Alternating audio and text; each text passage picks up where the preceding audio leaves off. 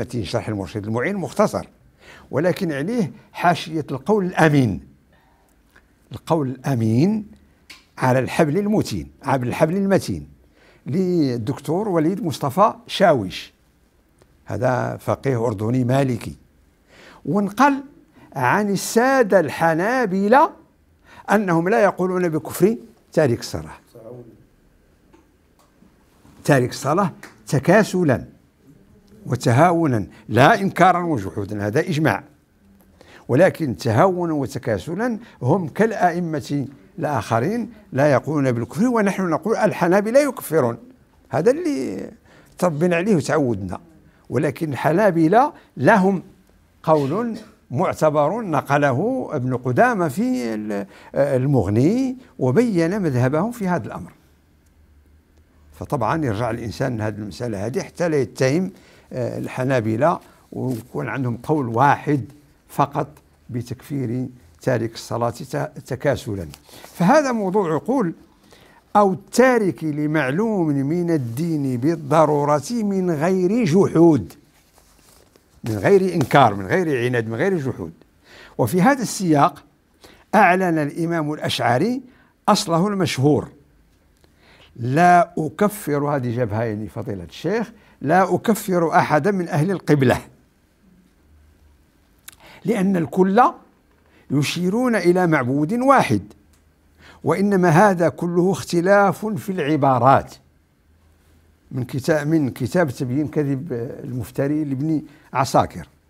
وقد اختار المغاربة مذهب الأشعري نظرا لما رأوا فيه من حفاظ على جوهر العقيدة وحرص على درء التشبيه والتعطيل. التشبيه قبيح والتعطيل قبيح، والأشاعرة لا مشبهة ولا معطلة، لا مجسمة ولا معطلة بهذه العبارة.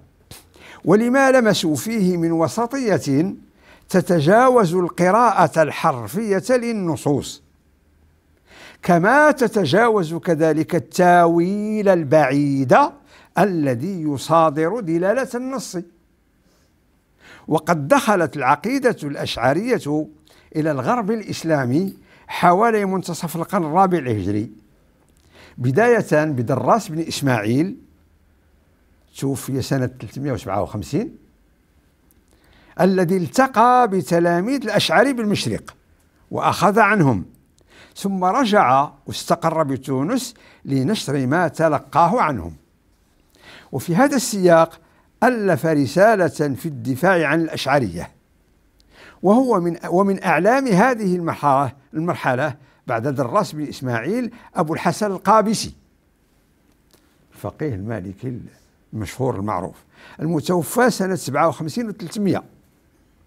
وقد ذكر ابن عساكر أنه ألف رسالة في فضائل أبي الحسن الأشعري فأحسن الثناء عليه وذكر فضله وإمامته. ومن أعلام المدرسة الأشعرية بالمغرب أبو محمد عبد الله الأصيلي، المولود بأصيلة سنة 24 و300،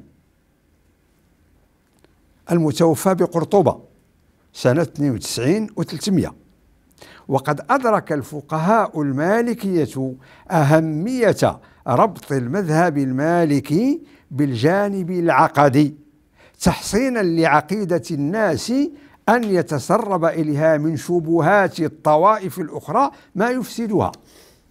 ومن أمثلة ذلك مقدمة رسالة ابن أبي زيد القيرواني. وقد وزع عليكم عقيدة ابن أبي زيد القيرواني، لأن بعض الناس ينسبونه إلى غير ذلك، يقولون لا ليس أشعريا، مع أن شارح رسالته القاضي عبد الوهاب البغدادي يثبت أنه أشعري. وقرأوا لي شرح الرسالة لقاضي عبد الوهاب البغدادي المالكي الأشعري.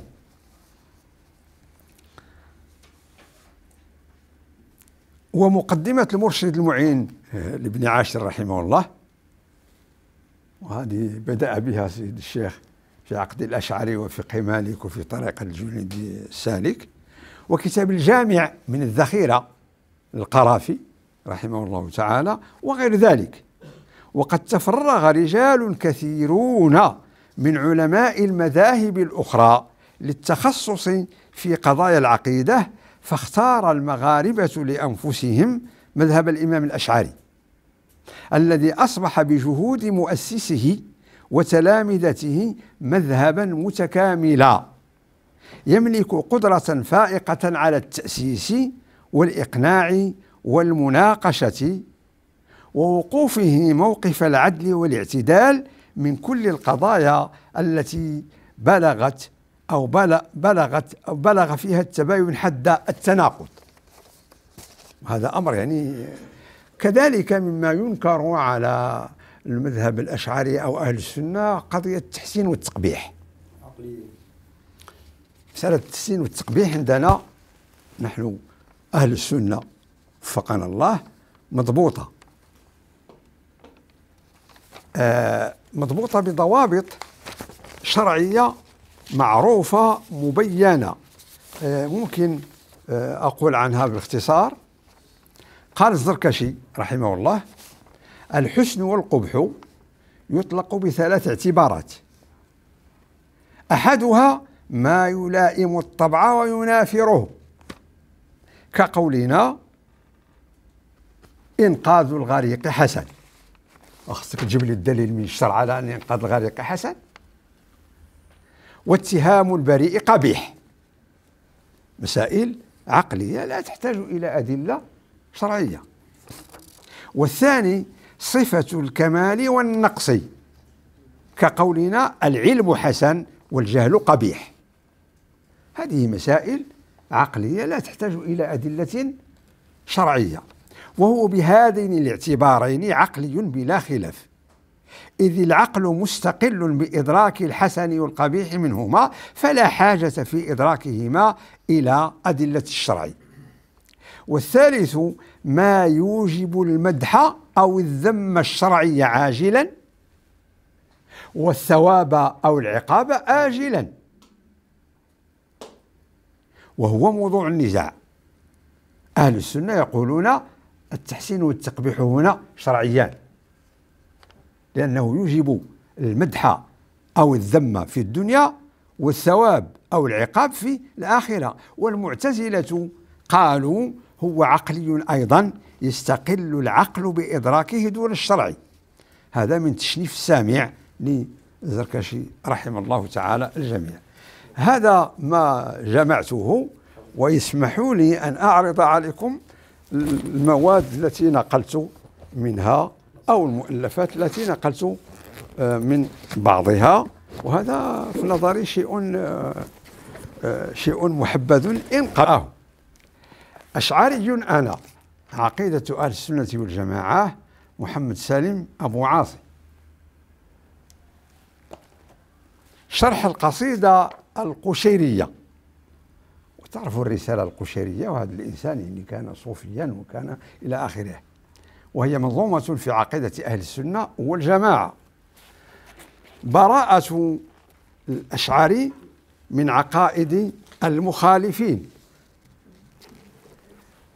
الأشعرية أو عقيدة أهل السنة والجماعة فيه أشياء أخرى مهمة على الأقل عناوين ديالها. هذا أهل السنة الأشاعرة، شهادة علماء الأمة وأدلتهم، والكتاب قرضه الشيخ الدكتور الأستاذ الدكتور محمد حسن هيتو، الشيخ الأستاذ الدكتور محمد سعيد رمضان البوطي، الشيخ الأستاذ الدكتور علي جمعة، الشيخ الأستاذ الدكتور وهبة الزحيلي، الشيخ الدكتور حسين عبد الله العالي، الشيخ الأستاذ الدكتور محمد فوزي فيض الله، الشيخ الأستاذ الدكتور عجيل جاسم النشمي في الكويت، وهذا من أصدقائنا، الشيخ الأستاذ الدكتور محمد عبد الغفار الشريف، الشيخ الدكتور عبد الفتاح البزم، الشيخ الداعية علي زين العابدين الجفري، الذين قرضوا الكتاب. منهج الأشاعرة في العقيدة بين الحقائق والأوهام، وهذا كتاب أعطاني إياه مؤلفه في لقاء من اللقاءات محمد صالح بن أحمد الغرسي، وهو يرد على صفر الحوالي المدلس الذي يتهم الأشاعرة بأن كذا وكذا، وكل ذلك تدليس، والذي قرأ الكتاب يعرف تدليس هؤلاء. منهج الأشاعرة في العقيدة، هذا عقيدة الإمام الأشعري أيضا، صاحبه مؤلفه أعطانا باليد المناولة. أين هي من عقائد السلف؟ عقيدة الإمام الأشعري أين هي من عقائد السلف؟ محمد صالح بن أحمد الغرسي. محاضرات في المذهب الأشعري، تأليف الأستاذ الدكتور عبد القادر بطار المعروف لديكم في وجدة، حفظه الله سبحانه وتعالى، وهو متخصص